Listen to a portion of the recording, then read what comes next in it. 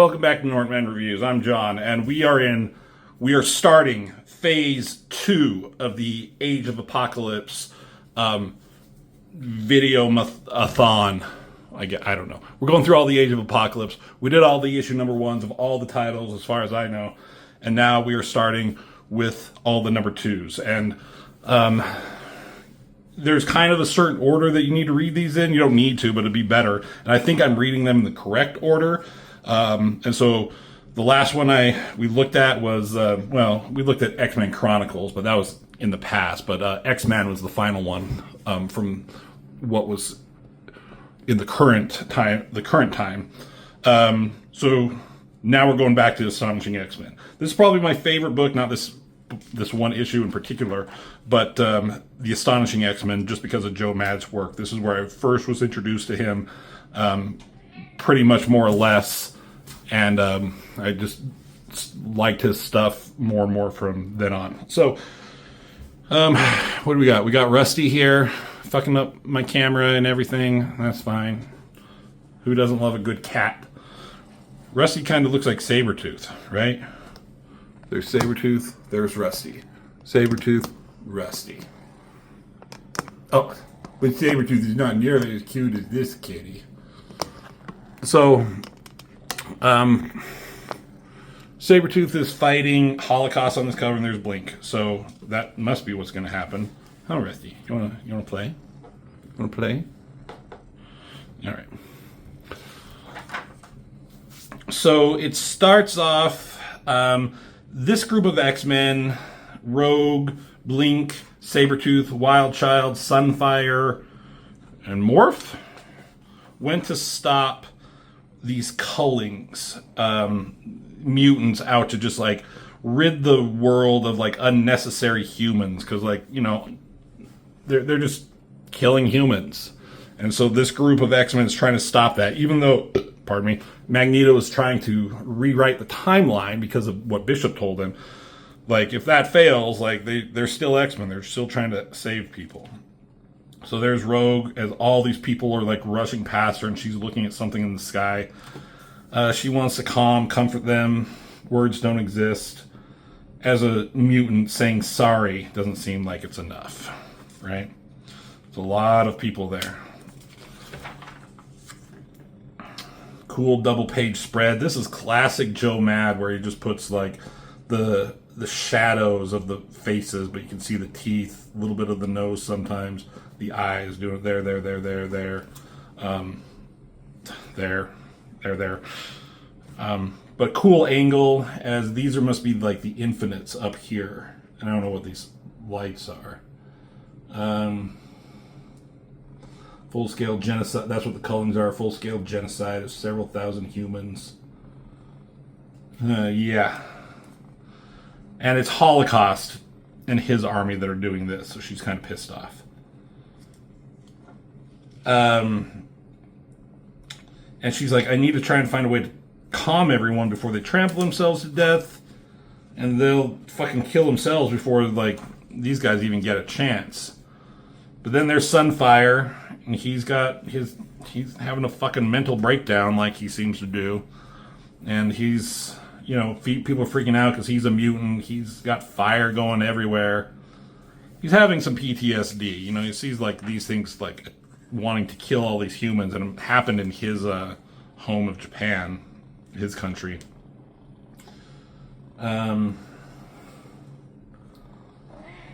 And Sunfire goes blasting off because he's like, we have to stop Holocaust here and now. Rogue's looking, and she's like, I should have saw that coming. And Rogue's like, okay, continue the evac.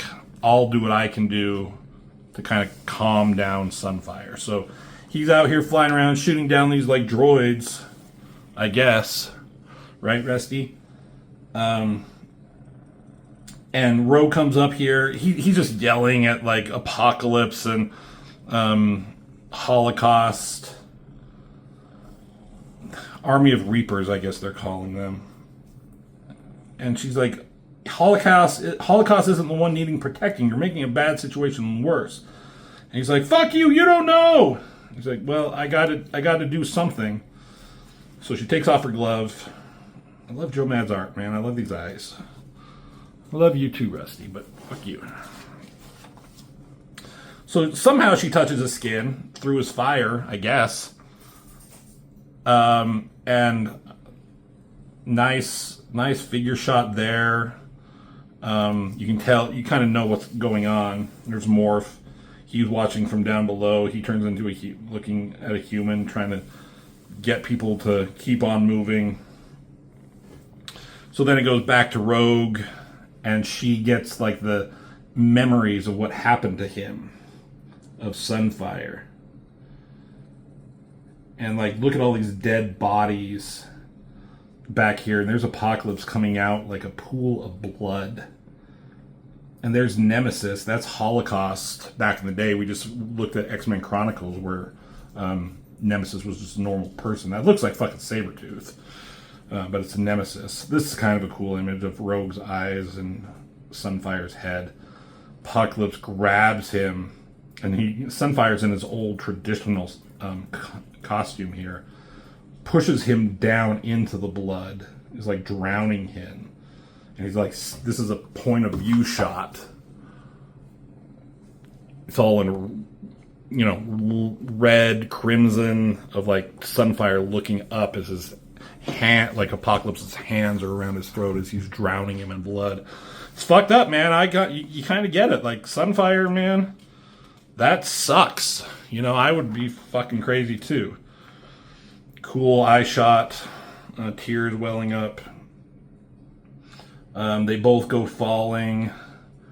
Morph is able to come running in and catch both of them. You see Sunfire here, and he's like powered down, and he's just like a charred, like burnt flesh, it looks like. And, he's like, Rogue, you had no right to see that. He's like, my shame, my failure, it's my own. And she's trying to console him, like, oh man, like, that sucks, I'm so sorry, I had no idea.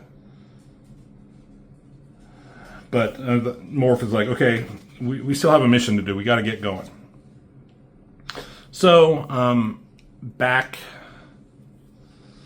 at the Westchester County and the X-Mansion, there's Magneto, he's sitting alone.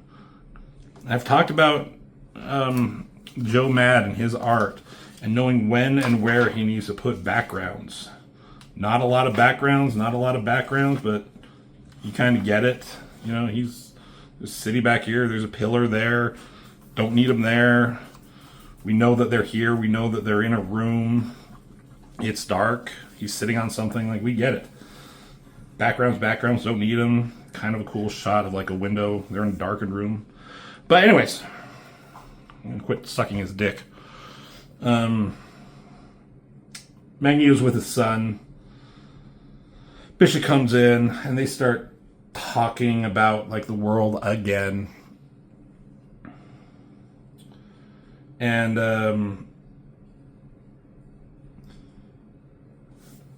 what does he say?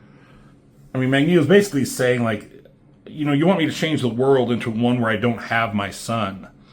And that would be hard for me. Like I've said before, I have a son, and like to give up this world and give up my son for something better, could I do it? So he says, like, you know what? This might be my last night with him, so why don't you get the fuck out of here and leave me alone with my son? So Bishop, like, okay, I'll leave. Cool tiny shot of him.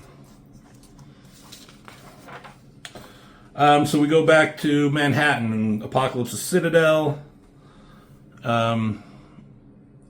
Apocalypse is pissed off. He's looking at video footage of the other group of X-Men somewhere else as they're evacuating others to get them over across to Europe. And he's like pissed off. He's like, Abyss should have stopped the X-Men's momentum in Maine. And that's another comic book we'll be looking at, obviously. The Eurasian High Council keeps sending sentinels and evacuating humans by the thousands. He's like, we gotta stop. We have to stop Magneto. He's fucking pissed off. So he yells for Rex. Just like killing random people up here. And he's like, how goes the search for the X-Men's base? And he's like, honestly, it depends on how much longer you want to live. He's like, well, our results should be coming from the scans now. Like, luckily for him, it did come in. And they figured out where he's at the X-Mansion here in Westchester. Pretty close by. And Apocalypse is pretty happy here. And he's like, prepare my entourage. I'll be handling this personally. So now they know where the X-Men and Magneto are, right? Goddamn camera. So we're in Chicago, or what's left of it. And there's Sabertooth, and he's looking out on the devastation, but it looks peaceful. And he's talking with Blink, and Blink and Sabertooth kind of have a Wolverine Jubilee kind of relationship here. And she knows what Sabertooth wants to do. They want to stop Holocaust. And she's like, don't ask me to do that. Don't ask me to teleport you to him. Because you cannot fight Holocaust on your own. He's too powerful. And he's like, all I'm doing is trying to buy Rogue and the rest of you some time. And if anyone can do that, it's me. But she thinks like he's gonna, it's committing suicide, basically. So she's sad. And she's like, okay, I'll do it. He's comforting her, wiping away her tears. Like he saved her from Abyss, apparently, sounds like. So he's like, okay, she accepts it. She's going to help him. And it's like, after he takes me out, and he will, you need to kick his butt all the way back to hell and say that's one was for Victor Creed. She's like, yes, sir. In comes Rogue. She's like, no way. You're not going to do this. You're not going to go and fight him. You're not going to fucking give your life. And Saber's like, don't make me do this. Like, we don't have time for this. I will go through you. And she's like, I'm not going to let you. But then Blink displaced her for a fraction of a second just to incapacitate her. Then she has like these arrows, basically, which is kind of a cool thing. And she throws one at him to teleport him away. And he says, thanks. But she says, like, thank me by coming home. So instantaneously, he's teleported, blinked, popped down wherever he's at. It's got Wild Child over his shoulder on a fucking chain. So he does some, I don't know like how this works. But he yanks on the chain and it zaps him awake. So Wild Child is alert and awake, and he's just kind of like this weird, vicious pet. So I guess they're in Chicago, but Holocaust is in Indianapolis right now. However he knows this, I don't know. But they're in Indianapolis. Who cares? I guess that doesn't matter. Then Wild Child smells something, or he got something spooked, and it's Holocaust. He's there. There's his foot. And wasn't it yesterday? Like you were with me back in the old days. But Sabertooth is just all business here.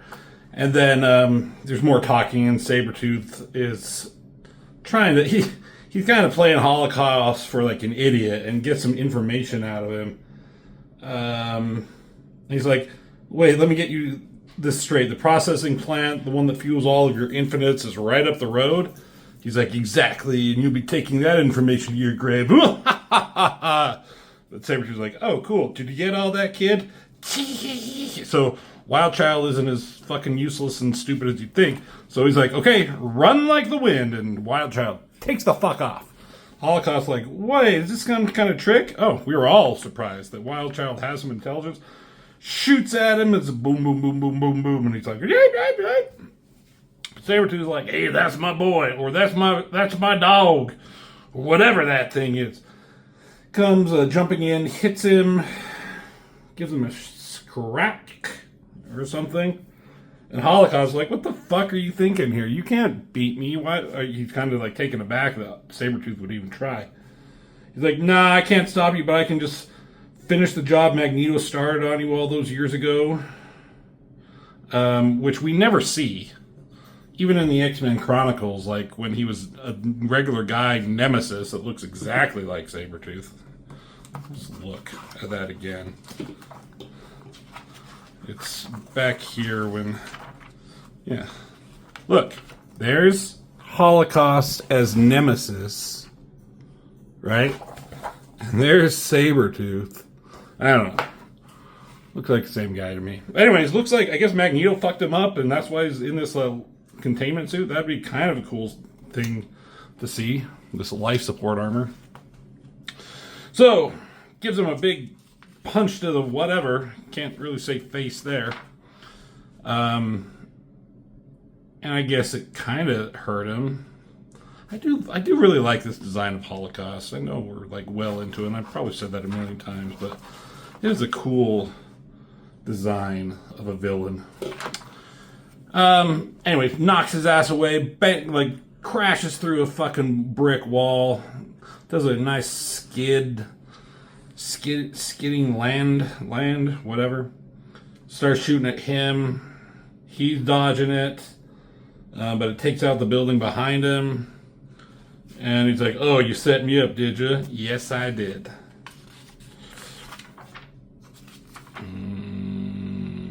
Okay.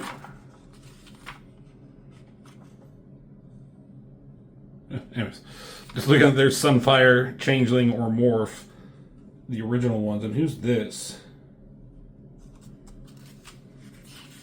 First appearance in, is that James Pratt? I don't know. We're getting off topic. So he thinks he takes out Sabretooth, but Sabretooth is here. He's not going to be done by that. Picks up a fucking rock. He's fucking humongous. I mean, Joe Mad can exaggerate the muscles and the bodies, but it works. It's a comic book. Throws it, hits him right on the goddamn head. And he's basically telling him, why don't you just, like, give up? I don't know what's going on here. Why Sabertooth is, like, suddenly bleeding from his eye, and he's like, do you bleed internally? Is he doing something to him? I don't know. I like that skull face. He's like, oh! I mean, he's freaking out because Sabertooth is jumping at him. Grabs onto his fucking helmet, starts like pulling with all his might, gritting his teeth, and just rips it off. So he's like, you may take me out, but I'm taking you with me. Spoilers, neither of those things happen. And he rips it off, and that's like the last strength he had. A cool silhouette shot. Drops to his knees, falls to the ground, and all this shit goes back in. Like, so you thought like he ripped hit the life support armor off, and like whatever essence he is inside just like fades away. But it comes back and he forms, and now there he is without the helmet. So that didn't work. Nice try, Victor. Yeah, nice try. Stargate, cool movie. I don't remember this game. Is that one I should track down, try and play? Anyways, there's Astonishing X-Men by Joe Mad. I mean, I only care about the art in these. Who Scott Lobdell? Cool, I guess. Okay storyline. Again, more world building. You see like what's going on in the different parts of the world and what the X-Men are trying to do on like kind of a daily basis. But it's really for Joe Mad's art that I was into this, and like the overall premise of the concept and story of Age of Apocalypse. So there it is, number 2. And we're trucking along with fucking Age of Apocalypse. So thanks for watching. Give the video a like, and I'll see you in the next video.